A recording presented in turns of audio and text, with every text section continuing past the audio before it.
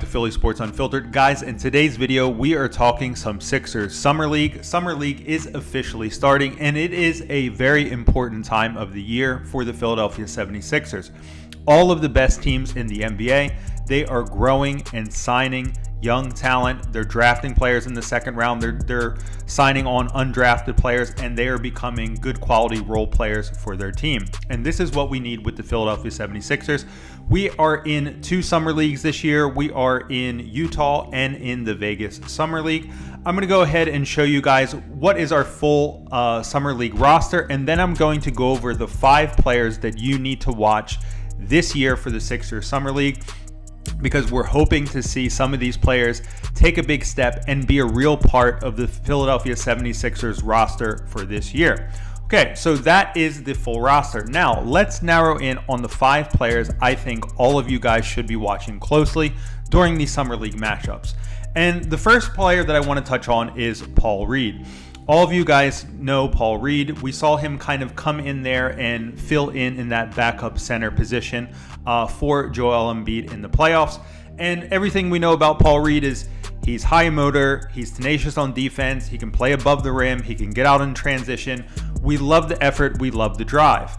And so what we really want to see from Paul Reed, there has been some talk from Paul Reed himself that this offseason he's been working on a lot of things.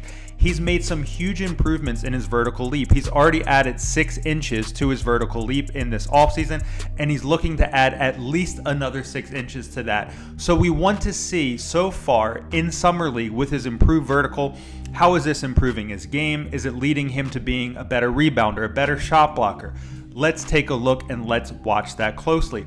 Also, last year he had a lot of problems being in foul trouble. He plays with this really frenetic pace and it causes him to make mistakes. He can foul out quickly out of games.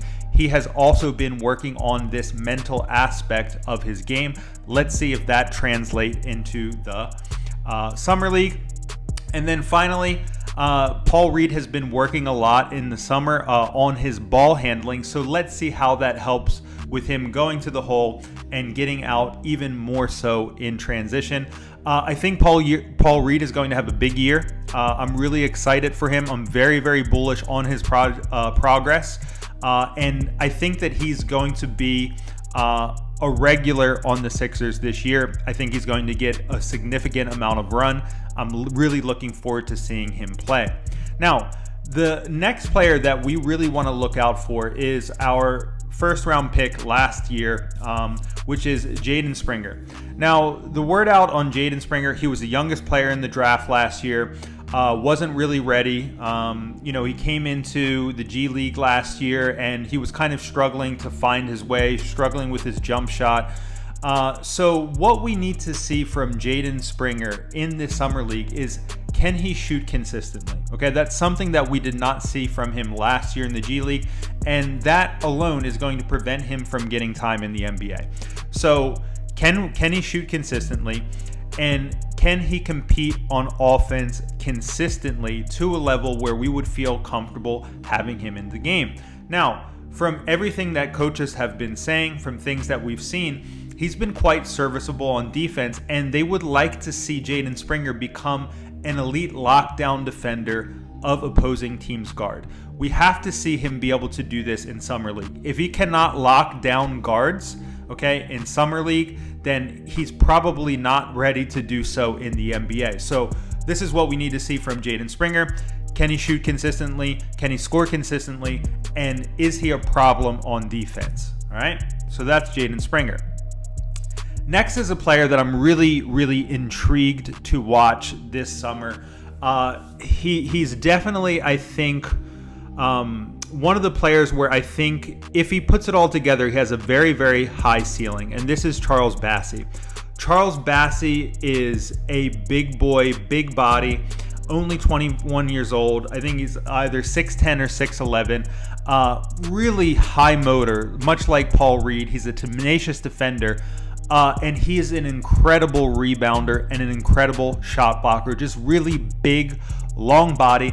And he's also has a lot of good agility for his size. When you watch him play and when you watch him in practice, some of the things that he can do with the basketball, it's kind of Joel Embiid-esque in a way, where he has that same level of body agility. He's not as silky smooth as Joel. He's definitely not the shooter. He doesn't have the touch and the finesse of Joel, but he's quite raw still. But, you know, if you're projecting, if he really put it together, that's sort of the picture of the type of player that you would want to see Charles Bassey become. Right now, he's still not a great shooter. He has good stroke. He has a good technique, but he just hasn't put it together consistently. He's actually a really good free throw shooter, and he just needs more technique, more finesse around the basket.